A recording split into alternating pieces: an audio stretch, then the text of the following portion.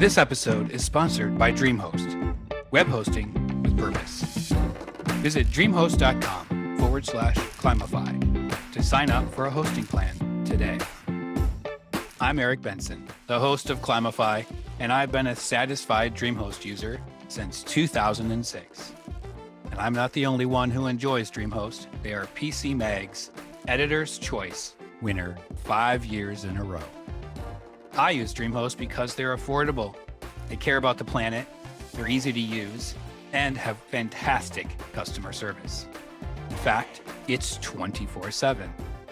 I can't tell you how many times I've messed up the back end of my WordPress site, only to be saved by a DreamHost technician within the next 15 minutes or less. They're always available on chat. They send me links to tutorials, but most often just fix the site themselves. And then, voila, it's back up within a few minutes. DreamHost customer service is seriously the best. Because I care about the planet, I also want a hosting service that does too. DreamHost has improved on their corporate sustainability since I joined up 16 years ago. Currently, they get their electricity from renewable sources, use high-efficiency cooling infrastructure, utilize power-efficient processors, and partner with in-state clean wind programs. I also love how DreamHost is employee-owned and have office sustainability initiatives. DreamHost is committed to their employees and to their customers. Plus, their affiliate program is really cool. You can earn $15 to $200 in commission just for referring a friend who sets up a new account. Even better, DreamHost has no limits on how many people you refer to the program. To sign up as a DreamHost affiliate, go to dreamhost.com/affiliates. That's dreamhost.com/affiliates. And just click the sign up today button. And if you want to learn more about their sustainability initiatives, head to dreamhost.com and click on the green hosting link on the bottom.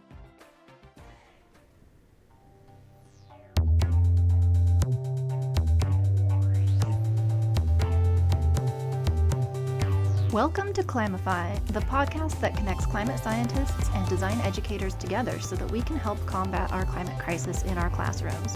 The discussions on this program are geared to help you Cli-Fi your syllabi to assign projects that not only teach design fundamentals, but also can have a positive impact on our climate. My name is John Jennings. I am a professor of media and cultural studies at the University of California at Riverside. I'm also an award-winning graphic novelist, graphic novel curator, and design theorist. And I'm happy to be here to talk about climate change, comics, and all the things in between. John worked with me during my first 6 years at the University of Illinois. We shared an office, and we shared a martini or beer after work. We talked design, race, justice, comics, and life. He was the main reason why I took the job here, and he was my mentor and support system as we both navigated the promotion and tenure path. He taught me how to be comfortable with my uncomfortableness discussing race. And together we created the first design ethics course called EDGE at the University of Illinois. That class connected issues of racial inequality with climate justice. It's now a required course, and we smile about that quite often. I thought of John for this episode, as prior in season 2, we talked about storytelling. And I know from John how good comics are in telling stories about controversial or challenging issues.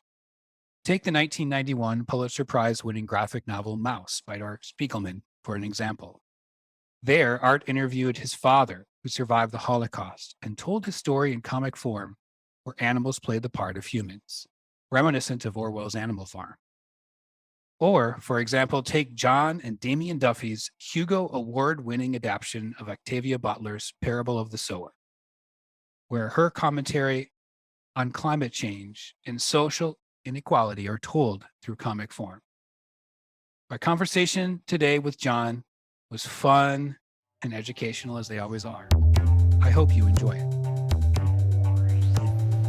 John Jennings, welcome to Cli-Fi. It took a while, a lot of emails, text messages, but you finally found some time for me. So thank you. I don't. Yeah, you're welcome. And wow, why does it sound like that? But I'm like, yeah, but it was a very busy summer, and that's good. I mean, busy in a good way. But yeah, but I'm very happy to be able to do this. Yeah, we've been trying to. It's now almost fall and September timeframe, and we've been talking since probably June. Apparently, you've had other TV gigs to do. You've been telling me before we started to record. So Yes, I feel like you're going to be. This is going to be easy for you to be on a podcast. If what you've been on Disney Plus, yes, and now you're going to be on Shudder, yes. And then also I've been on AMC as well, AMC. and a couple other places too. But yeah, but just as a talking head pundit or whatever subject, Right. they're into. You Yeah. have the voice and the look, so you're not just like me behind the microphone. You're in front of the camera. But you got the voice and the look too. You know what? Don't even. I appreciate that. Thank you. Well, Anyway, I know John. John and I taught together at the University of Illinois, where I still am. We were office mates many moons ago, and John was my mentor when I was first starting out in academia.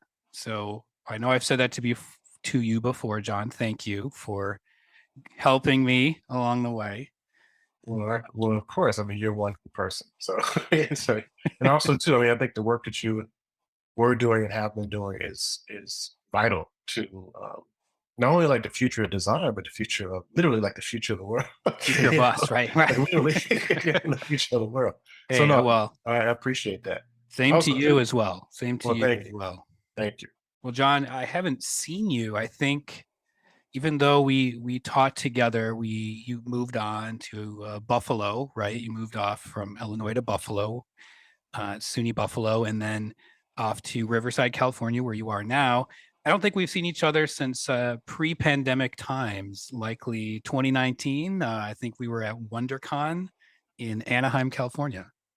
Was that WonderCon? Oh, yeah, I guess it was WonderCon, huh? Yeah, Yeah, that's right. That's right. Yeah, that was the last time. But that's actually pretty recent considering, like, considering, right? we lived, are still like at the tail end of a plague, So Yeah, it's like, we are, right? And we're hopefully still managing. they're managing. Exactly. Yeah. So that's pretty recent, because some people haven't seen in like decade. So Oh man, anyway, but yeah, that I was feel special then, I guess. you are wonderful. So yeah. So yeah, that was about the last time, and Yeah. it was a great time at one time. Hmm. Yeah. A lot of comics, and we're here to talk about comics today as a form of storytelling and the work that you do. Yes. How did you get to working in comics, and why? So just a little bit of backstory. I mean, I've always been a massive fan of comics since I was a kid, right? So my mother actually gave me my first comics. She was Oh, yeah, she was really into the fact that I loved reading so much. And then so I actually had like I started reading like mythology and like horror and stuff like that, like super early. do you 'Cause my remember the mom first comic she gave you? the first comics that she gave me were probably stuff like the Mighty Thor. I remember the Oh Mighty wow. Thor, some Superman stuff, and Spider-Man, of course, and then Fantastic Four. So, but also I was reading stuff like Casper the Friendly Ghost and like Disney comics and Archie. And, I just read anything that looked like a comic. But I think I gravitated towards superhero comics because I was reading so much like mythology, and then Hmm. I saw like the mirror image of say like the Mighty Thor and like the Norse mythology that I was reading in like the classical mythology books, but then Stanley and Jack Kirby's version, with the it's kind of like the jazzed up 1960s version of the Mighty Thor. So I think that's Yeah. actually led me to start reading a lot of comics and stuff.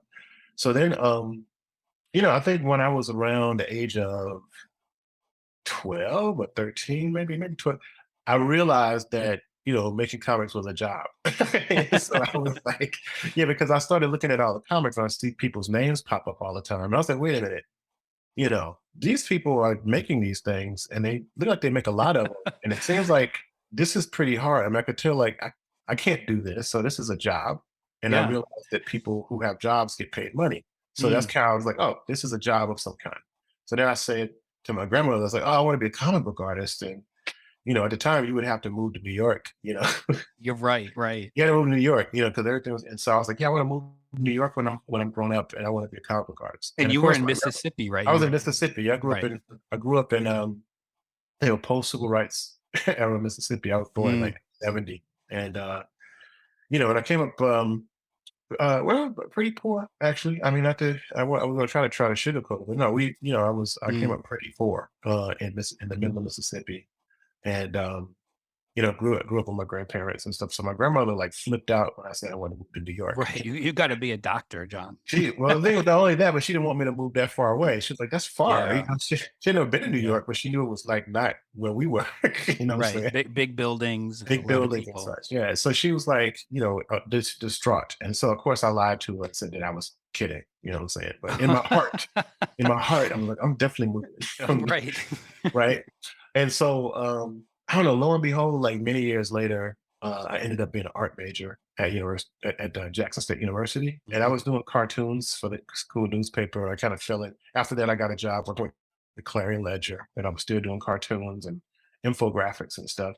And I always had like a really affinity for comics, right? And then, um, but I realized like the stuff that I was making didn't really look like the things that I was reading. I mean, Mhm.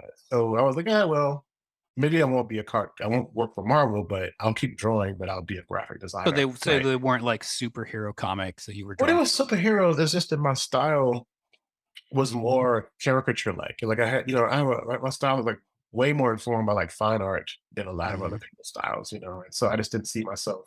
I was actually kind of like trying to compare myself to what I was seeing instead of like just making something that represented me. I see. I see. Yeah. And so I got all the way to grad school because I also went to the University of Illinois at Urbana-Champaign for grad school, right? And Okay. it's in the early 90s. So I want to say like from 93 to 97, I was actually at U of I because I got two masters there, one in art education in 95, and then like, Oh, I didn't know that. I didn't know you had a art oh, education. really? Oh, yeah, yeah. I have an art education master's. And that's where a lot of my interest in stuff around like curriculum design comes from, You're probably. really a master then if you got two masters. Got two masters. Like, I do it like a meta master. Anyway, You're so a that's meta like, master. 1997 is when I got my MFA in graphic design. Mhm.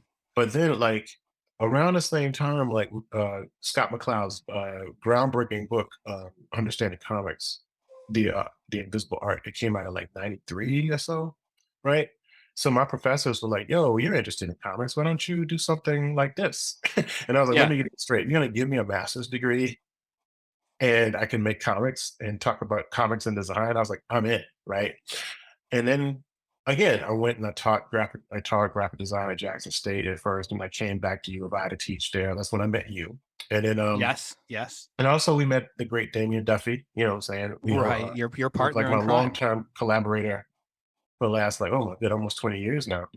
And I just kind of ended up getting into comics the long way. Like we ended up doing like a lot of really actually honestly for the time like groundbreaking comics and like 3D comics and self-publishing, and it was like a really interesting time in like just independent comics. But so I ended up segueing into making comics on a professional level, through my interest in it as a scholar. So I was Mhm. doing a lot of work as an experimental comics artist, and me and Damien were making a lot of comics and just kind of even like little small vignettes and stuff like that. And Mhm. then we ended up doing, kind of parlaying that into doing the graphic novel adaptation of Octavia Butler's Kindred, and then that was pretty much it. So after Right. that, like there's a lot of things that Awards kept on coming in after that particular. award and other opportunities, because of the stature of the book, and people thought mostly it didn't suck, so it was so. Right. Yeah. So we ended up doing a second one, and but now it's turned into other projects.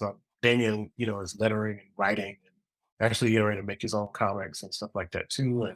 And we're both like comic scholars, but also like you know comics creators on that level. So that's kind of like how it happened. But at the same time, I was also doing like organizing around comics.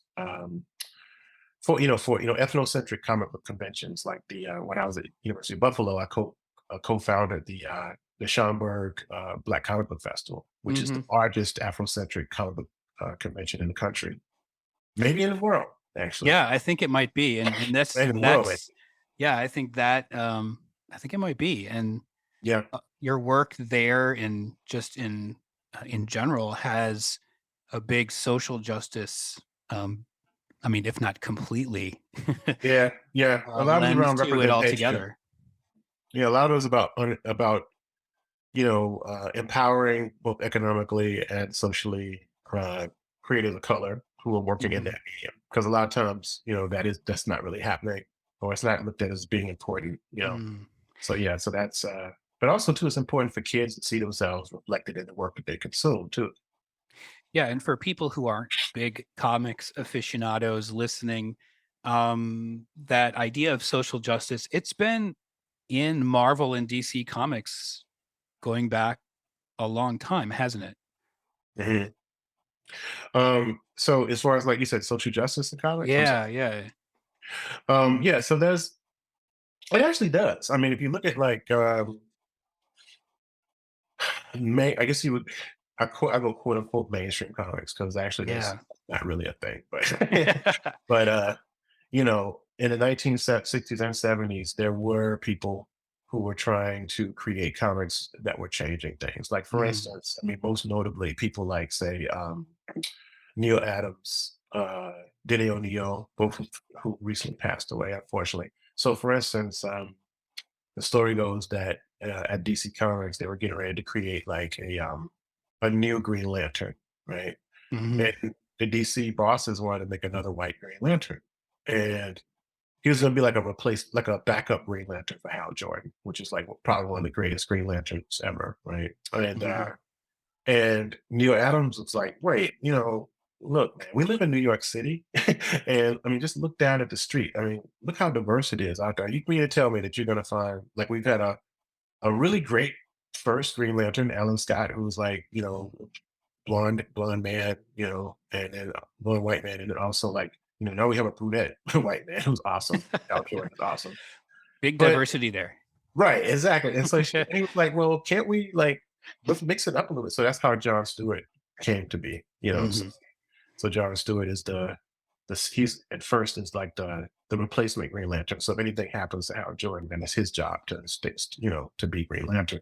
Mhm. And so it's like Green Lantern in training or whatever. So that was pretty controversial. And then also Denny O'Neil and Neil Adams did a bunch of like comics, which Green Lantern and Green Arrow called the Hard Traveling Heroes saga, where basically like Green Lantern was kind of posited as kind of like the because he's kind of like a space cop, so he's kind of like the right way, more conservative superhero, Mhm. And then Green Lantern is like the more liberal, left leaning uh, I see. character, right? And so they would always be in like, you know, battles to a certain degree, like on more of like on a philosophical level, but they were really best friends. So it was interesting because they literally jumped in a van and drove across America and just encountered America. And so the idea was to have these heroes interact with the different social issues of the time. It's really groundbreaking. Sometimes Yeah. heavy-handed, some of it, falls flat now, but at the time it was like no one had ever seen anything like that in comics, right? Mhm. Then of course Stan Lee created a character called Albie Harper, and then I think it was like this character actually predates the Falcon, who is the first like African American superhero that Marvel Right, created. right, in Marvel. That's right. And so this character was created to have a conversation about Black life. I mean, so this character premieres in Silver Surfer #5, and the story is called "And Who Shall Mourn for Him," right? And he actually puts Silver Surfer in a space where he's kind of discriminated against, because he's posing as a human. And then also this Black man who's a scientist, physicist, actually gives his life to save the world, actually. And Hmm. Silver Surfer marks him as a hero with his cosmic flame on his grave. So it was really, he was created to have a conversation about like, you know, Black heroism and Black uh, civilians, American civilians. So, Yeah. yeah, but like a lot of this stuff, they were, some of it doesn't hold up as well now because we have more nuanced conversations about those issues. But we're talking about a comic book that comes out on a monthly basis that Right. generally is for like younger readers. And so for them to actually say, like, hey, we're going to deal with drug abuse, we're going to deal with climate change, we're going to deal with, the issues around the indigenous people, right? So of America, right? So I think that was really cool.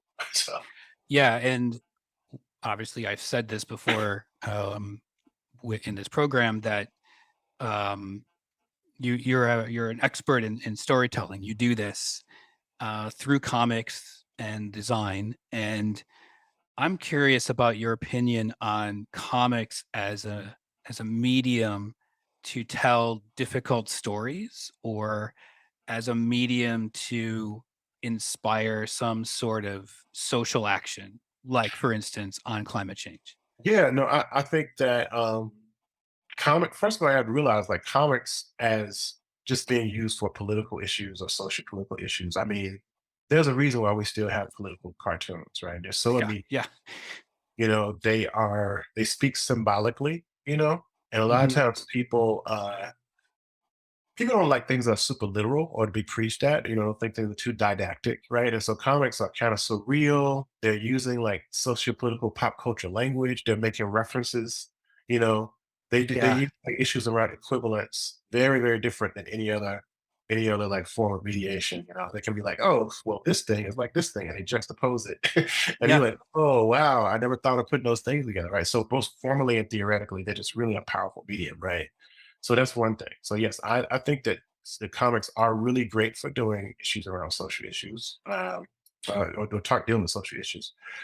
Case in point, like if you look at say even like the horror comics from the 1950s, right? Like the EC comics. hmm.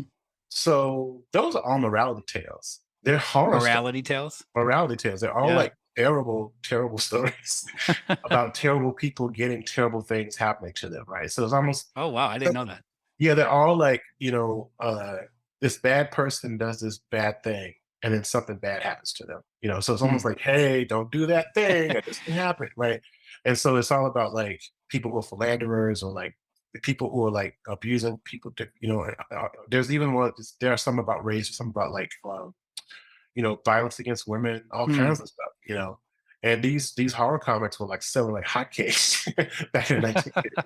Yeah, so stuff like Tales from the Crypt, for instance, which is probably the most well known, TV Right, show. and it became an HBO show, right? There you go. It's like an HBO show, but it's these are comics, right? And so, but they are all morality tales. So if you think about the Mm. structure, it's all like, don't do this thing, or something really horrible can happen to you. You know what I'm saying? It was a real, What was the TV show also set up that way? Because yeah, I yeah, yeah, watched yeah. that as a kid, like Yeah.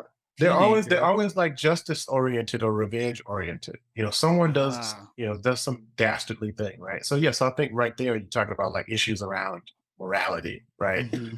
So as far as like climate change, though, there's been some really strong entries, I think, into that in that arena. I was trying to pull a few together, as far as like, not only just Cli-Fi stuff, but comics that are specifically around climate change, Yeah, Um, I have one, and it was I think it's called Climate Changed. yes. It's like Yeah. a huge book, graphic novel, and that one was I think it's by a French comic book artist, and it Yeah. was I think grappling with his own um, cognitive and psychological reactions to the world changing, and it was really powerful when I read it. So, um, There's a bunch more. And there are also some, oh, good. yeah, actually, I'm glad actually because I think yes. it did a great job. I think it did a great job. Well, it's a wonderful medium, right? So I have a bunch and I can actually put them into the chat for later. Oh, I, right. this Well, is a I can. podcast, but they won't see it, but No, they won't see those, but the I'll secret have stuff. them, There you go. and then I can share them in our show notes. But I can actually like read off a few of these. That's another thing you can do. I can read off a few. Amazing. I will do that. All right. This So audio visual technology is fantastic. it's so incredible. Anyway, so like global warming, so you have some about like that are more warnings about global warming, right? So Hmm. there's one called The World Without Fish, World right? Without Fish. Okay. By Mark Kurlansky. There's a cartoon introduction to climate change by Grady Klein. There's also this one called Sees the Light. And this one's about like just, rolling blackouts and things of that nature that are related to Mm. like, the energy crisis. I think the one you're talking about is about Felipe Squarzoni. Uh-huh. Yeah, I Yeah. can never pronounce his name. as far as zoning, that's what it looks like. Climate Change: A Personal Journey Through the Science. Yeah, that's the And of one. course, even more mainstream, Swamp Thing. Like Brian K. Barnes, Oh, really? Swamp Thing. Yeah. Well, if you think about it, so like, and I have a character that's kind of inspired by Swamp Thing. He's called Green Jack. It actually is kind of like the Green two about Jack. it. Green Jack, yeah. So if you imagine like the Punisher and Swamp Thing put together, Ooh, he violent. literally like yes. Well, it is because it's like what he does is he targets people who are destroying the environment, Mhm. and he literally turns them into plants to kind of replenish. Right. Yeah. So what he does is he hits them with a magical plant, like spore that actually Right. it changes their DNA and they become like vegetables. So they have to face the consequences of their own actions as You plants. have to face it. Is that well? Here's the thing. Is so what Ah, happened is the idea is that they then replenish the landscape. Because ah. most It's so like he's regeneration there. yeah, so he's almost like targeting like people who own like massive corporations who are dumping into the water and stuff like that. Mhm. So he goes directly after them. It's kind of like Trash Man by Spain. You remember Trash Man? No, Oh man, I hold know on for a second. Garbage Pail Kids, but they No, no, sound no. There's no different. Trash Man. Okay, this is okay. So Trash Man was violent. He was so Okay. imagine like if the Punisher targeted the 1%. Oh, This so is from like the big polluters, he went after the big polluters. he went off to big like rich folk who were like stealing from the poor, so that kind of stuff. So he's kind of, yeah, but he's a by Spain Rodriguez. Good. Like trained trash man actually. And then so then you also have some books about post-environmental disaster. So Nausicaa of the Valley of the Wind by Hayao Miyazaki Oh, actually. right. Yeah, that's true. um there's one called Trash to the Great Pacific. It's by Joe Harris. And then also there's one about the Dust Bowl, the Great American Dust Bowl by Don Brown. Oh, And yeah. Brian Wood, who was a fantastic writer, actually wrote this book called The Massive, that is post Right. post apocalyptic. And of course, there's AD New Orleans, which is probably one of the first ones that I came across. The one by Mhm. Josh Neufeld. So Right. it takes place after this post Katrina story. So One of uh, the recent graphic novels you put out was Octavia Butler's Parable of the Sower, yes, yeah. and that's would you describe that as like climate fiction or Oh post? yes, Okay. yes, definitely. When Damien and I, because Damien actually he had the incredible task of actually um, adapting that and the subsequent parallel of the talents, which we're working on now. That's the sequel, right? The sequel, yeah, Wow. is so a lot of the things around climate change. This is the scary part. So not only is it looking at climate, when she's looking at climate change, but she's also looking at social political issues around like Mhm. what's happening with how how society and the wealth gap is dealt with, things of that nature, like the crumbling of society. Like it's almost like Parable of Sower is like the that last gasp before we fall into like the road warrior scenario. You know what I'm saying? Little It's Mad like Max pre-road there. warrior. It's like yeah. So it's like it's a little bit of push, and then you're fighting for water in a desert with like machetes. Yeah, anyway, so it's I would crazy. die immediately. I don't think I I would. would be so dead. Anyway, I can't Yeah, lie. I would not But yeah, but survive. one particular point was the fire tornadoes and stuff that were happening, which we actually have experienced Right, now. in California, you've seen Yeah, those. yeah. And also like how the heat of of like fires from like say like I think it was Nevada or something like that Mhm. affected the entire like eastern seaboard, because what happened was like the soot and stuff that was going to the air was actually affecting climate on the other side of the Oh, country. yeah, that's right. It's That crazy. is Yeah, right. so I that's remember actually that. stuff that's in Parable of the Sower. So she was like, what She she was doing predicted it. was yeah, I mean, what she did was like she looked at like what was happening in her time. This was written in like early 90s, right? Mhm. And she was talking about what was jumping up in the 80s. So she's looking at like the Reaganomics era, so she's Right. critiquing like Reaganomics and stuff like that.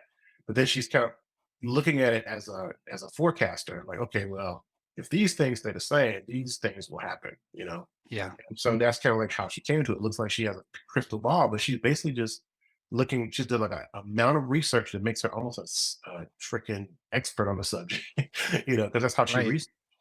And then she's looking at like things around climate. She's looking at things like, historical issues, things that happened before, human nature, saying that Mm. kind of stuff. And then she came up with that. So Yeah. yeah, Well, so it that's kind of sounds like like a terrifying book. I've it's read it. actually terrifying. It's Okay. actually very difficult. I mean, she wrote the type of fiction that actually like, you know, it felt like it could happen. You know, say her science fiction Like The is not. Handmaid's Tale. It's Right. yes, exactly. She had, she would put like a little bit of something, like the main character is set slightly in the future. The main Mhm. character has a kind of a birth defect, if you want to call it that, Mhm. where she can actually sense other people's pain It's like and play. empathy, like an It's empathy, called but hyper empathy. Yeah, hyper empathy? hyper Okay. empathy. So Yeah. yeah, but anyway, so yeah, definitely that book does. But then there's other stuff like Snowpiercer, actually. Right. The Leak. There's a book called The Leak. There's one called The Rime of the Modern Mariner, actually. So I guess this is post-apocalyptic as well. But there's a Yeah. bunch. They're all in that link I just sent you. But yeah, so that's actually I would say Parable of Solar definitely deals with that. We are actually I'm publishing through Megascope, my comics line that I mentioned. Megascope. It's Megascope. through Yes, Abrams yes, through Publishing. Abrams. Yeah, Okay. Abrams Megascope. We are doing a version of the Count of Monte Cristo that Mhm. is set 400 years after the polar ice caps now. Oh, so So it's climate story. yes, a climate story, and it's set off the coast of Africa, and it's still a pirate story because all the power is now like wind and solar power. So, Mhm. so it's A kind of lot like more water, I'm a assuming. lot of more water. It's kind of like Waterworld a little bit. Waterworld, Kevin Costner, right? Yeah. So yeah. So there's things like that that are out there, but there's a bunch. There's a bunch of really great books about climate Well, I change. wonder because some of these sound really depressing. Do you think those that kind of negativity can still inspire some sort of action?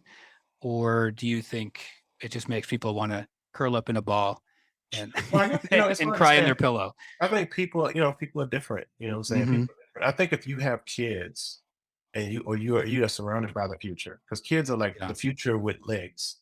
You know what I'm that's saying?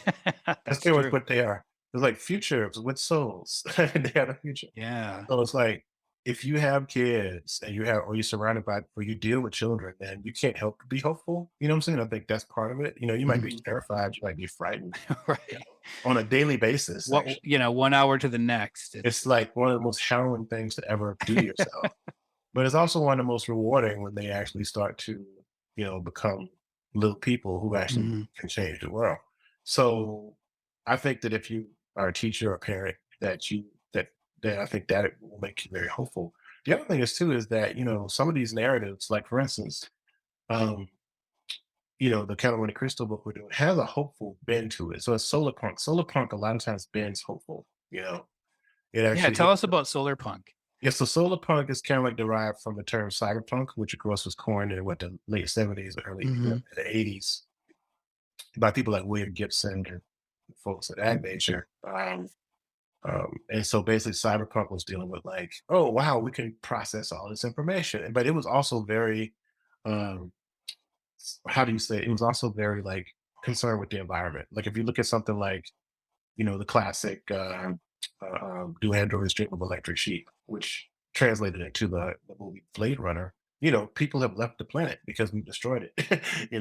So so the people who can't afford to leave the planet and go off into become like colonists or whatever are stuck on Earth. And Earth sucks. That Yeah. kind of so yeah, so that's actually so solar punk, is using like technology because a lot of times if you look at these different derivations, they're focusing on like how energy is forming things or how like because cyberpunk is about electronic, or like Yeah. electrical power and being able to project yourself into these different spaces. And it also is very much about like what is humanity and what is life, that kind of thing. And there's also this kind of like tension between, say, like the past, present, and future that are happening, through these class designations. It's very interesting stuff.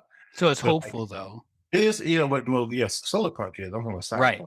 Yeah, that's what I meant. Yeah. Cyberpunk is, it's probably a little bit less hopeful, but but I think cyberpunk it tends to be a lot more just because it's kind of like it has like a film noir kind of thing to it as well, which Makes noir it is always darker almost immediately. it's very nihilistic, nihilistic, So but yeah, but solar punk because it deals with the sun, I think it's sun and solar energy and actually say, hey, we can save things, we can actually make things better. because of the nature of the power, the natural power of the sun, it tends to kind of like want to skew more hopeful. Hmm. Let's look towards this particular piece, right?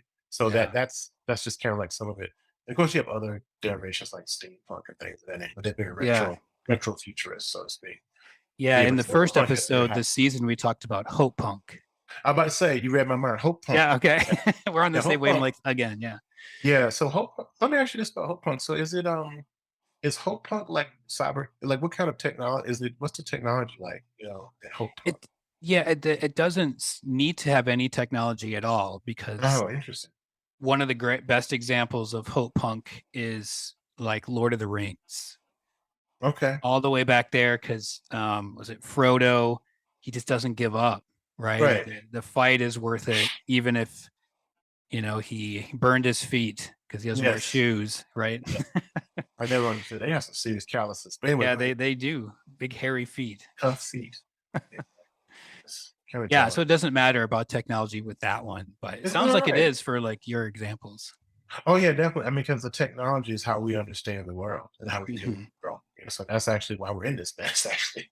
Yeah, Right? Because of how we've decided to not be stewards, how we created systems that actually are very like pro-human and not mhm, about pro-environment. You know what I'm saying? right, pro-life, That right, yeah. Well, pro-life. that's not No, I necessarily mean, why. we'll say the pro like, the systems that we bought into are the most Right, or are their artificial systems. We don't pay attention to the systems that were given to us that we're supposed to take care of. right. What nature And provided us, we've taken for and granted. is that you take it for granted. Also, you bend them to the whim of individual, like certain individuals profiting and others Mm, right, not being able to profit. And so what happens is like everything is fungible, including the future. The right. future is fungible, right? So you get That's interesting. and so the thing that I just came up with is The pretty future is fungible. fungible, exactly. Because there's this thing called the futures industry, right? I mean, so Mhm, think about it, like when people are not uh, people are not thinking about the future for who's going to be there, the future generations. They're literally selling off, their lives. that's People who are right. not even born yet. You know what I'm saying? It's really ridiculous. Like Oh so, god, I wish people would see that. It's I mean, they for more they they, people. they choose not to because they're greedy and powerful, or they're afraid of like what the alternatives could be. You Mm, know, um, I yeah, don't know, but I feel like that all this stuff, a lot of the things that we do are not necessary, but we've created systems that actually like mhm, prop up our lives and make us all in our creature comforts, and you know we get used to them, and that we don't care because we don't see the people who are suffering. That we choose mhm. not to. You know what I'm saying? And that's what everybody does it. Even those of us who know this stuff, like I like my car and I like Right. my computer. You know what I'm saying? You know what I'm saying? We don't think about the systems that are actually like making the things really, really difficult for the Yeah, people. I remember a friend of mine many years ago said he doesn't think there's ever going to be some sort of revolution in this country because we're too happy with our looking at our smartphones. Right. Yeah, there's a lot there's a lot of how I say it, like You this can be honest. You can be honest. disassociation. There's a lot of like distance. We keep everything is centered on the self. Even Yeah. like even the things we call things, YouTube, MySpace, which I guess Yeah, it's a good point. Facebook. Me, Whose me, face? Your me, face. Meaning, yeah, exactly. Well, the iPhone. You know what I'm Yeah. saying? All Oh yeah. everything's about like the individual and not about the group. So Hmm. it's branded to think about ourselves as rugged individualists, right? Not part of a whole. You know what I'm saying? That's the thing. It's like if you look at like the ancient systems, they were really about like the tribe, the world, how Right. we give back after we take. You know what I'm saying? you Yeah. know? Yeah. So it's Not I get mine and too yep. bad for you. Exactly. That's a very capitalist mindset. I need to Yeah, get back. I like the WeTube or And WePhone. we phone, exactly. Right. We too, exactly. That means that it's a community, and so it has to help everyone. Yeah. And the thing is, we get really addicted to the systems that divide us and stuff. I mean, but I don't know how we couldn't be. I mean, we're in a country that was essentially founded on taking things that weren't ours. Right? Right. Or Yeah. like, this is my land now. Or like, hey, I know that you are a person, but I shall pretend that you are not, and I shall enslave you. You know what I'm saying? And I shall create graphic design and things to actually support that idea, And right? So sell that's kind of them. what, yeah, it's like, so we're going to sell the idea of this thing called race, which is fiction, you know? So Hmm. like, so that's the nature of it. So we love fooling ourselves that, you know, that this stuff isn't affecting us. Yeah. But my friend, it was 110 degrees in Riverside. I live in the desert. The Riverside is a river. That's hot. There is no river, by the way. There used to be. It's not a Dried river up. anymore. It's dried up, it's gone, you know. A lot Hmm. of fire, and here's the thing, a lot of fires start there because a lot of the homeless population, people who are the unhoused, start fires accidentally because they're in the river bottom. So fires get out of control. And before you know, there was a giant fire yesterday. Yeah. Fires, it's like fire season. We have a fifth season called fire. Yeah. So, And it seems to be like all year round now. yeah, it's always something. You know what I'm saying? So it's fall. Like it's like the beginning of September, and it's about 100 degrees right now. It shouldn't So be that hot. it should not be that hot. But then the other side, like where I'm from in Mississippi, we just had massive floods, 15 feet, 15 inches of rain, which decimated Hmm. the already rickety infrastructure, of Jackson, Mississippi, the capital of Mississippi. So people were without water and all kinds Yeah. of And they're stuff. still without water. And Some people, yeah, yeah. I mean, yes, there are a lot of people who are still like without water. So is your family okay in the Jackson area? yeah, from what I could, my family and friends seem to be fine. Either their water got turned off temporarily and it's back on, or Oh, good. but most of, yeah, everyone that I talked to, like, no one's really experienced anything. It was super adverse. Hmm. But a lot of them live in the suburbs or live in other parts of Mississippi and stuff like that too. So we're talking about this. The water issues are really in the city of Jackson. And so white flight happened there a long time ago. So there's a lot of growth around Jackson, Yeah. but the infrastructure of the city is decimated because the tax base left. You see what I'm saying? So yeah, just like what's happening, other cities around the To country. fund public utilities like in Flint. And Yeah. Yes, exactly. I mean, it's kind of like it's becoming the Flint of the South, essentially. well, we don't even need to write and draw comics about this because we can just turn on the news or look out your window and it's Yeah. happening. I mean, yes, that fire, and we can see the smoke in the mountains. You know what I'm saying? And the Yeah. fact that it hasn't rained here in days, been like weeks. So it's terrible. It's terrible, and I don't know. I mean, as far as like being, I think it depends again, back to your other question, like what kind of mentality you have. I mean, we have to fight for the future. Hmm. So, in whatever way we can. And it doesn't necessarily mean like taking to the streets, but it also means like, doing your part and teaching other people about it, or telling stories about it and trying to fix things. Yeah. In the first episode of the second season, I talked to a paleoecologist, Jacqueline Gill, and she said that we need to fight for every fraction of a degree. That's Yes. how important, it is to the future.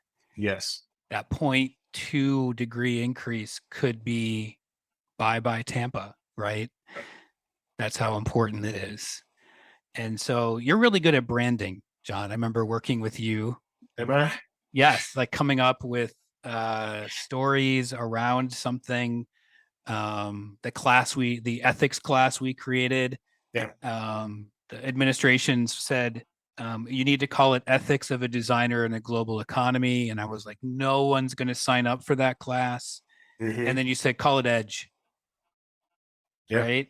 You Yeah. branded it, you Right. took it, made it an initialism. No, an acronym, made it an Acronym. acronym. Yeah. Right. Yeah.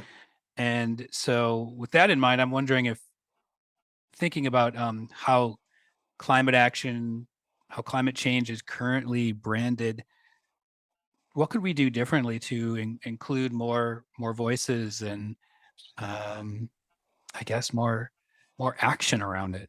It's funny because I was thinking about it because your background is also like um, industrial design too, right? Which is very Yeah, I have a which is very degree much in. about like experience. So it's about like how people experience artifacts and how those artifacts represent connections to their their world, so to speak, and how we move through the world. So to your point earlier, I think we've been using fear as the way to market. Yes. Like, we're gonna die, Right. it's like, Don't which is even like, try. We're don't even gonna try, we're die. gonna die. Exactly. It's too late. And I think we need to actually change that because the affect that people are coming away from it is all about design is all. I mean, when you talk about storytelling and you talk about design and storytelling, the final thing is affect, like how that object or that experience makes you feel when you leave, right? Or the thing that you leave, what does it Mm, feel like? And if you're scaring the hell out of people, yeah, then and people don't want to interact with that. So it's true. maybe we should go to hope funky, punky kind of way, right? Where you're The touching solar punk, hope on the punk. fun. Yeah, so like, hey, we're talking about the future. And so I would say like try to figure out ways to kind of, push the narrative towards hope, towards we can still do this. Like we have to work together. There's other ways that are working. We got to figure it out. Hmm. Work as a world, actually. It's not going to just take our country, it's going to be the world, even though like we put a lot of soot and nastiness into the world, shame on us. Yeah, Poison pollute, God knows what we've done to the oceans, you know what I'm saying? yeah. So, I yeah. I mean, a lot of times and that's difficult for me because I'm like, I usually go with the whole like, nature's gonna get you punishment narrative. You know what I'm saying? Right. Who is your Swamp Thing? Like, oh yeah, and Green Jack. Green Jack. Yeah. Well, Green Jack's hopeful though. Oh, the Green Jack. Yeah. He doesn't kill people. He just says, "All right, well, you've done this much damage, and and maybe his thing, maybe it's only a temporary. I didn't think about that. Maybe it's See, just so you're temporary. not so negative then. Green Jack is Not so hopeful. negative. Yeah, Green Jack actually doesn't kill people. He turns them into plants so they can Yeah. replenish them. And maybe later on they can get the chance to change back into human thing. What about that? I didn't think about that. Maybe Mm, that happens. Can you imagine being a tree for 100 years and be like, oh God, that was difficult, and he yeah. changes. Yeah. You've You know what I'm become a saying? human again, and then you realize your mistakes. Yes, exactly. So maybe like, or not. I don't know. We'll see. Right. People are really hard headed. That's the other thing. We're so stubborn. And we're They very are. nihilistic. So I think what we do is try to change. People like really, really like think they're so smart and they're really like sarcastic and like, oh, why should I care? Blah blah blah. Right? It's like no, because the thing is that the people don't care about things until it's at their doorstep, and that's the Yeah. truth.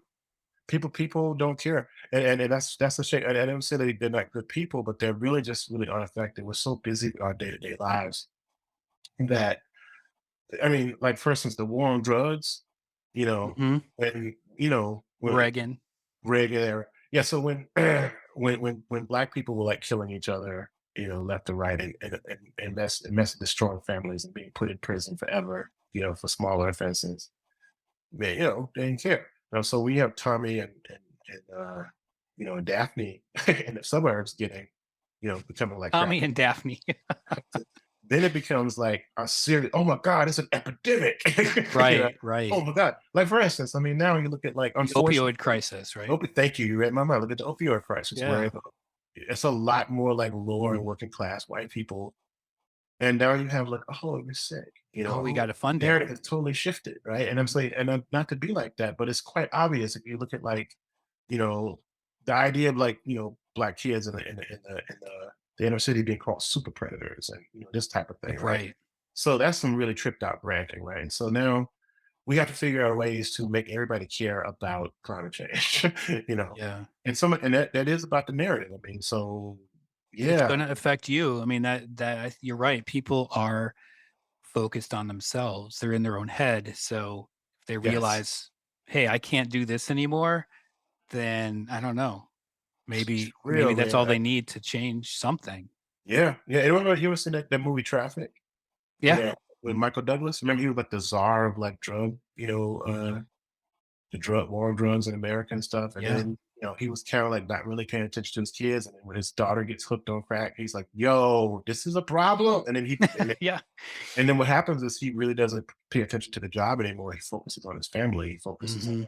everybody else. And so it's a really interesting morality tale. It's a great film. Yeah. But I think that's what needs to happen. Like people need to wake up, but people really they're not going to see it. Like until you are affected by it, directly, or someone's affected by it, it's going to be really hard for you to understand like how bad it is. You know someone who was very successful who becomes part of the homeless population, right? Stuff like that. You know someone who actually like has a particular ailment or um, some type of affliction or what have you. When it's personal, that's when stuff changes. Now, you can't get more personal than the damn weather. I'm Right, like, right. I'm You like can't go out, everybody's can't everybody's go hot right outside, now. it's too hot or Everybody's hot right now. So it's like, this is a problem. People, I mean, it's flooding, it's all kinds of wild stuff jumping up. Can you not see this? Do you not care? Like Mhm. your neighbor's house is on fire, which means that your house could catch on fire Right, really right. easily, So, anyway. So we're both Sorry. educators then, Yes. and So, our focus is on our students, right? This next generation, and we want them to care. We want them to understand that unfortunately, it's their fight, mainly their fight. But yeah. and so my last question for you, John, because we're running out of time, is Wow. that with that in mind, what kind of what do you do in your classes, or what would you like to do in your classes to help people understand things that they haven't experienced yet, so that maybe they don't have to feel the repercussions of them in the future, right? Through Well, I mean, I teach the transgress all the time. You know what I'm saying? I'm like, well, this is the part where you can educate yourself differently as far as like what has gone on historically. And I try to be really frank and honest with my students about what's Mhm. changing out in the world, and I try to be objective, but I say, hey, this is how I feel about things. This is information that is true, Yeah. Um, I need you to engage with it, so that kind of thing. So we have a lot of discussions around. I mean, essentially, even if my class is large, it's like a seminar. you know, it's like, okay, what's your idea? A lot of times, students aren't used to talking to me about their ideas because a lot of times we're coming from this kind of like show and prove dynamic. It's like, oh, here's a test, take this test kind of thing. Right. But the test is your opinion. How about that? They're like, I don't understand. It's like, and so I try to like really focus on critical thinking and critical making. You know what I'm saying? I mean, I think that's why Afrofuturism. That's what I think about Afrofuturism actually too is a critical making endeavor. And it's really centered around Afrocentric narratives. And how we use the speculative to kind of interrogate like present time, but through the lens of like science fiction, fantasy, all of that kind of stuff. Mhm.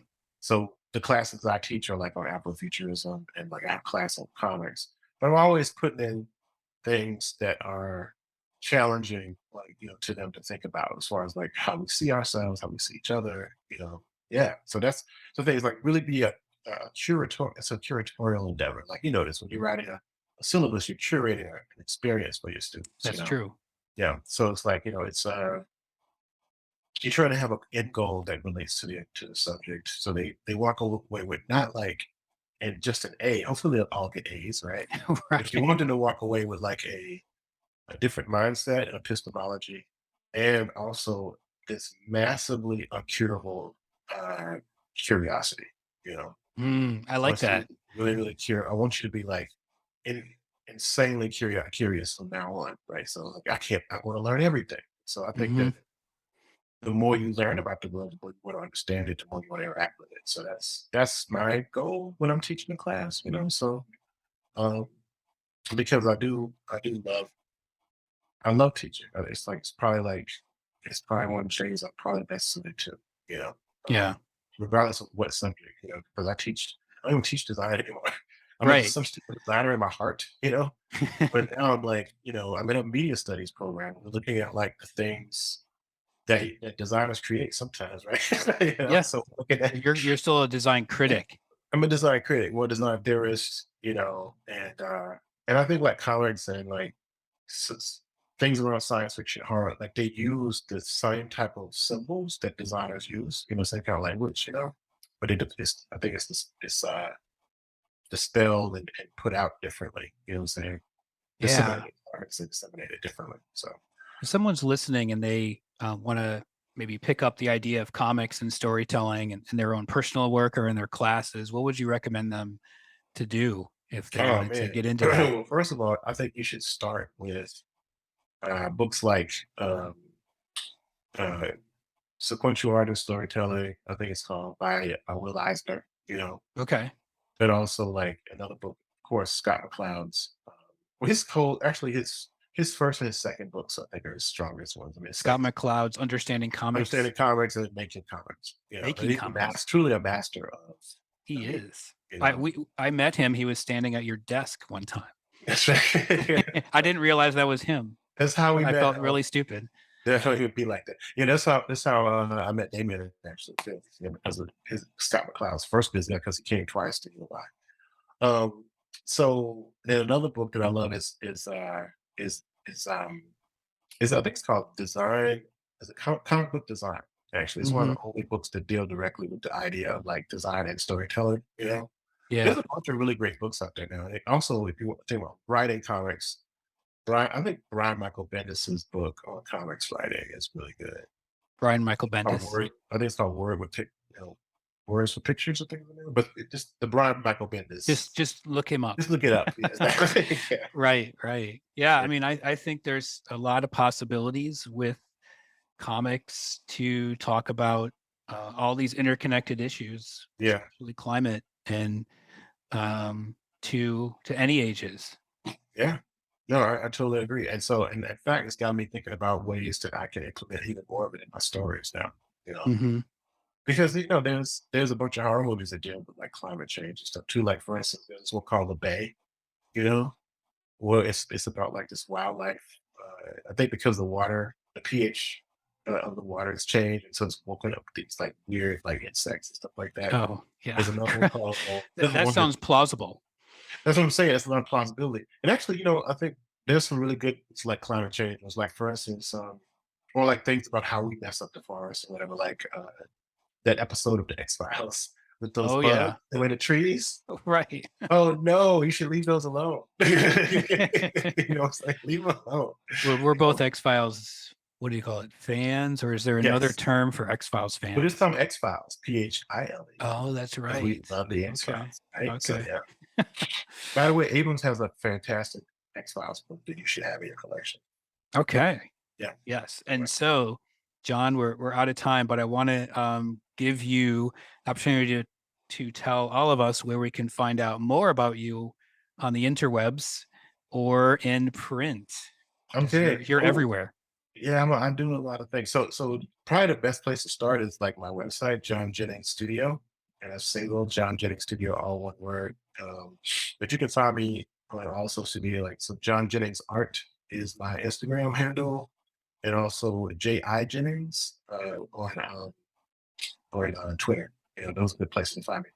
But as far as like books, I mean, we got the Kindred adaptation, Bluehead Mojo, which is my own graphic novel out through those area, Box of Bones, which is a horror anthology through those area. Also, Parable of the Sword that I did with our friend Damien Duffy. That's right. After the Rain, which is an adaptation of Nadia Corafor's short story. On the I've Road. read that. It was really good. Thank you very much. He was Mhm. nominated for a Locust Award and for Eisner. So I hope you win. we did not. It's cool. No, We did you're not. a winner to me. I appreciate that. No, it's seriously great that like when people say it's an honor to be nominated, I mean, we're talking about like thousands of books that could have been. Yeah. Yeah. Anyway, but yeah, so that's it. That's me. So You're also on television, like we mentioned. oh yeah, that's right. Go to Thank you. Disney Plus if you're I'm a a terrible- subscriber. Yes, yeah. So And 616, is that what it was called?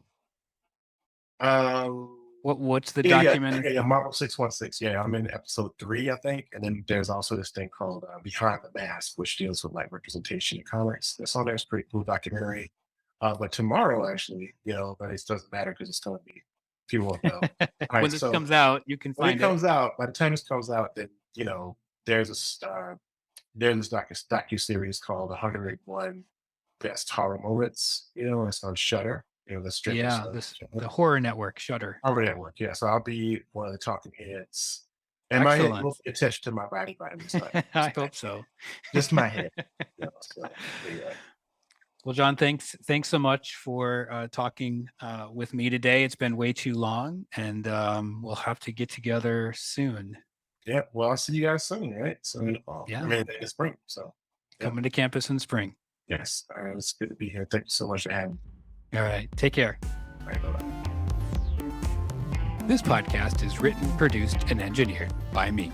Designed by Bashul Rashik and Mark O'Brien. With social media strategy by Michelle Wynn. Music by Casual Motive. Next time on Cli-Fi. Well, I know we just took a mid-season break and we're back to a regular weekly episode, but life is not always a straight path forward. I will be speaking next week at the Cumulus 2022 Design for Adaption Conference in Detroit, Michigan, about my work in life-centered systems thinking. So there will be no episode next week, but we'll return the following week with more episodes featuring a climate storyteller, current design students, and an oceanographer. Until then. Thanks for listening to Cli-Fi. If you enjoyed this episode and you'd like to help support the podcast, please share it with others, post about it on social media, or leave a rating and review wherever you listen to podcasts. To catch all the latest on Cli-Fi, you can follow us on Instagram at Cli-Fi Podcast. Cli-Fi is part of Climate Designers. Learn more at climatedesigners.org/edu.